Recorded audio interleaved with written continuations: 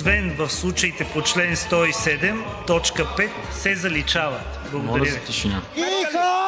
Алинея 7. Корекция на фактури. Моля за тишина в залата. Моля за тишина, ще се наложи господин Каримански да повтори текстовете. Стига. Ще го направя. Алинея 23. Извинете, параграф 23. Параграф 23. Гласуване ли искате? Хайде, нека и параграф 23. Параграф 23. Създава се член, за вас, госпожа Александрова, специално, 117а. Алинея 2. За погрешно съставен протокол се смята и издадения протокол, в който: първо, не е начислен данък, въпреки че е следвало да бъде начислен. До тук добре.